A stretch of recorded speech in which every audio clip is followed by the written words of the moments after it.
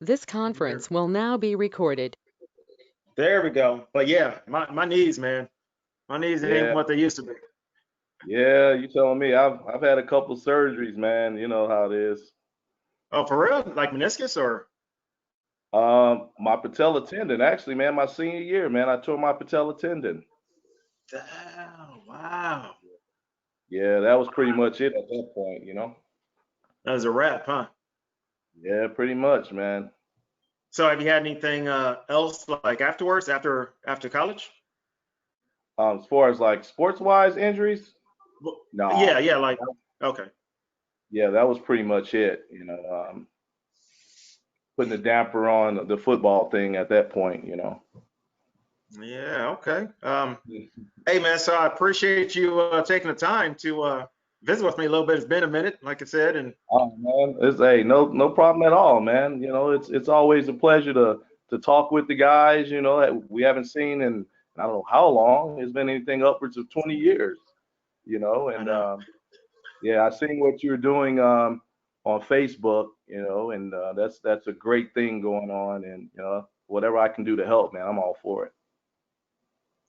Cool, cool. Well, let me go ahead and hit my intro real quick. Yeah. And so again, the whole point of the intro is just hopefully we got some young student athletes listening and watching this, and hope they can learn from this. So, what's up, everyone? My name is Pat Brown. I am a financial advisor with Edmonds Duncan out of Lawrence, Kansas. Played football for the University of Kansas years and years and years and years ago. Played outside linebacker. Uh, and started there at the University of Kansas and had a great time, met a lot of great people. And one of the things that I've become passionate about is um, financial literacy for student athletes.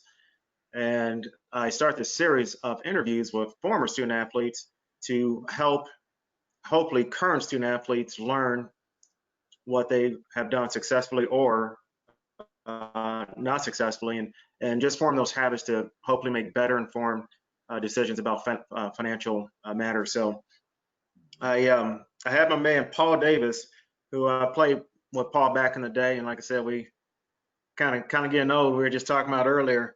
And so, Paul, one of the things I want to do real quick is just give the definition of financial literacy, and I've been doing this at the beginning of each interview, just because I'm always under the impression a lot of these student athletes think when they hear financial literacy, it means that they're not that bright or they're dumb or whatever Right. words you want to use. And so, financial literacy is the possession of a set of skills and knowledge that allows an individual to make informed and effective decisions with all their financial resources.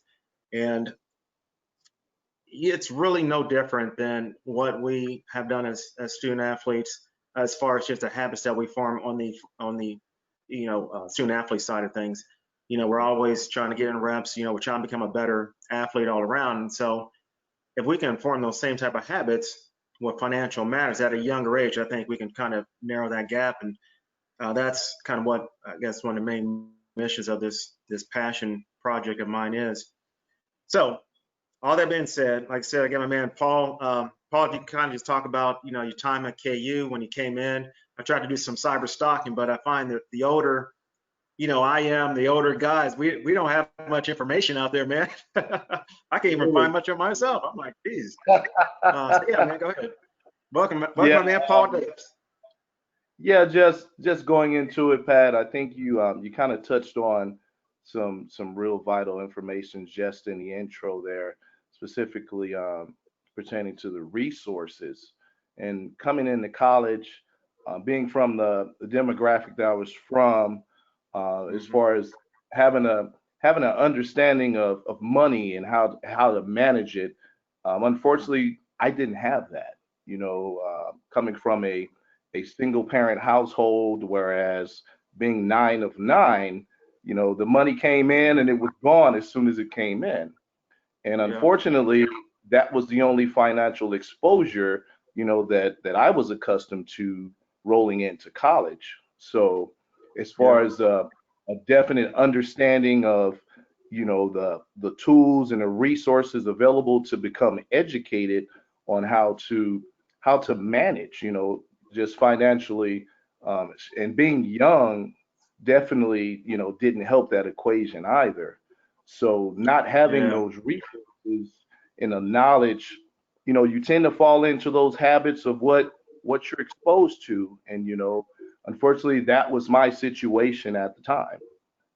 Yeah. So then, your freshman year, sophomore year, um, like I said, really didn't have no exposure coming in. Once you got to school, was there anyone, I don't know if I even want to say, not necessarily coaching staff, but did anybody ever talk to you at that point? Hey, we got these, because it didn't happen with me either. And, obviously both of us going to University of Kansas. I know our coaching staffs tried to do the best they could, but I just wasn't exposed to it. And I didn't learn anything about credit cards. Go up on Westco Beach, you can get a T-shirt and a pack of Skittles, just fill out the application. Next day you go, Exactly. you got a credit card in a couple of weeks. And so I learned by trial and error. I don't know if that's the same with you in regards to credit. Yeah, okay. Absolutely. Yeah, Yeah. absolutely. It was definitely trial and error. And, like you say, we're a long time removed, from the college Mhm. time. You know, Me personally, I had a situation whereas different credit card agencies would contact me, and I was Mhm. exposed to getting credit cards, without having the guidance from anybody at the time to tell, hey, you don't even have a job. How are you going to get a credit card? And they make Right. those resources. Yeah, they make those resources available to you, and you can get credit cards with no guidance, no financial guidance or the pros and cons to doing that at that age. And, more than likely, I'm sure that there are others that pretty much fell into the same scenario as I did, at that time, getting credit Absolutely. cards, and using them, and come on, man, not having the money to pay on them, no one was available to, to teach me those things. And like you said, that was definitely trial and error, and also, Mhm. repercussions long after that time, that, Long after. Yep. yeah, you're trapped into that bubble before you even get started, and it's never too early to learn these things, but time is constantly ticking as far as, you getting further down the line and having these mistakes, and it's going to take that much longer to dig yourself out, and versus Yep. not have to have those experiences and really having a fresh start out of the gates, man. I think that's a big part, of a lot of people's success. No doubt. No doubt. If you could kind of talk about, you know, uh, we get our stipends and so forth. What were some of the worst financial decisions you made in college, and what were the best, if you can think of any? The worst would definitely be what I just touched on, as far as Yeah. getting wrapped up into the credit card realm at that age and without having the knowledge of, not saying that that's always a definite no to get into, but you got to have an Right. understanding of how to properly, handle, credit cards, and what can happen if you do, what can happen if you don't do the right things, and and the short and the long-term effects, so nobody was ever around to talk to me, and probably you could probably, like you said, share the same thing as far as those Yeah. things and those long lasting effects. That's the most important. you know Yeah, definitely. Definitely. So as you look back on college now, what do you wish? Well, you probably touched on this as well, so I'm probably going to answer this question. But what do you wish you could have done different in regards to dealing with your money? Would it, in fact, be the credit card, getting wrapped up in that? Yeah, I think that was the main thing, and just Hmm. and just searching for, the resources and the help that, that we get. And I'm sure you can share the same sentiment, is that once we get into college, we have a lot of different avenues, a lot of different majors, a lot of different directions that we're going through educationally. And some, whereas, me being a liberal arts major, graphic arts design, I didn't have a lot of, the education and resources, like, like a business major per se. Yeah. Yep. So I wasn't exposed to those things, and you know, hey, that ignorance could definitely come back and haunt you. And I would definitely say, getting wrapped up into, the credit card thing, and, not really looking for help and asking questions. That's another big thing.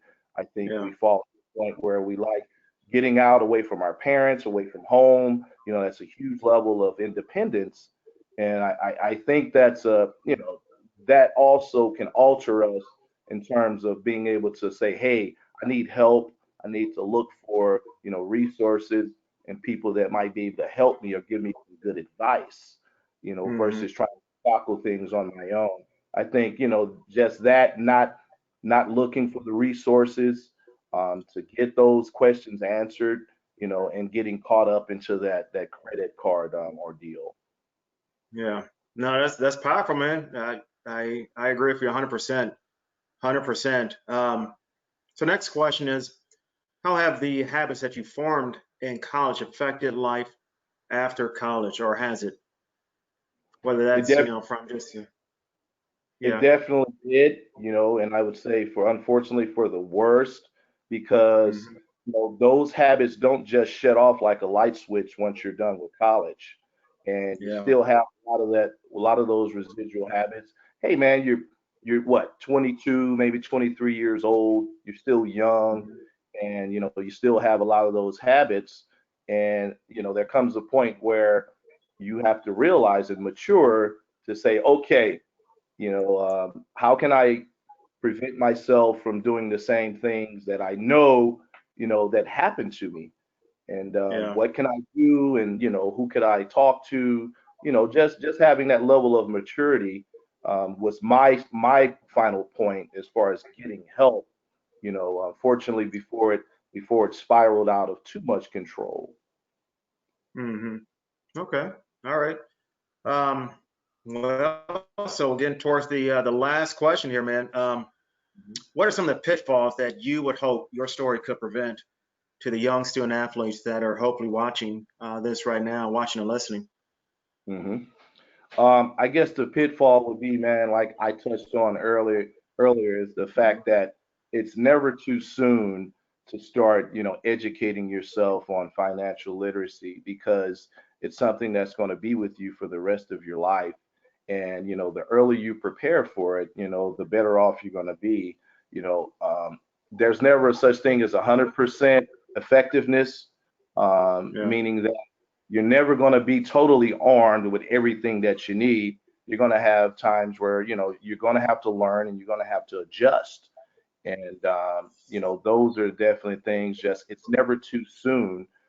You're young, you get wrapped up in a lot of things in the college life, the college lifestyle, the Yeah. demands of your respective sports. So it's easy to get distracted in those things, which are important. But Right. unfortunately, being honest, at that time, you don't have, people per se that's going to make it their genuine interest like you're doing, to educate the kids, more or less. Okay, these are the plays you need. This is what you need for next week's team to be successful, and this Yeah. is your curriculum for class. But it's nothing about, okay, these are the hiccups that you're going to encounter that you're going to pay for later on if you trip Right. Yeah. No, you're right, man. That's well put. That is well put. Well put, man. But as we finish up here, again, what the interviews I've been doing, what are you doing now? Now that you obviously finished up school and so forth, what's Paul Davis doing now, man, these days? Catch us Um, up. most importantly, most importantly, Paul Davis is, he's a husband of 19 years, with five children. Um, and that, Woo! Five of them. hey, I figured out what was causing it after the last one. But but in all seriousness, though, that's another phase in my life that kind of really pushed me to mature from a financial standpoint, because I knew it wasn't just me anymore. I had responsibilities, and now, like you said, after school, I'm into transportation logistics, into management, and have been doing that almost close to 19 years. So All right. um, again, like I touched on earlier, yeah, you're gonna encounter those hiccups, but you have to learn from them. You have to learn, Yep. and make adjustments. You learn to adjust, and try not to make the same mistakes that you made prior, and Yeah. I think with those, with the grace of God Himself, of course, and those simple things, I've managed to do okay for myself and my family up to this point. Yo, man, you have a beautiful family, man. I check you out on Facebook, man. Lovely family. You done well for yourself, man. Appreciate, man. Hey, you've done the same, man. You got beautiful children, man, in college. Where's your oldest? USC? She's at USC. Yeah, she's finishing up, so she'll be back the week of Thanksgiving. She'll be back, and then That's she's awesome. going to be looking for med school after that. So, That's uh, awesome. yeah, someone has helped me take care of these bad knees, so hopefully she'll be the one doing it. That's Right. it, man. Hey, it was a fun ride going to those bad knees, man. Number 47, you did your thing, man. I tried, man. It was rough, man. It was rough. Um, no, like I said, I definitely enjoyed our conversation, man. I look forward to the days when we can all, if alumni, just get back together, Of meet course. at KU and take in a game or something. That'll be great, So man. That'll be good really talk great. to you. Yeah, likewise, man. Yeah. All right, man. I'll take care. All right, man. See you later, PB. Yes, sir. PD.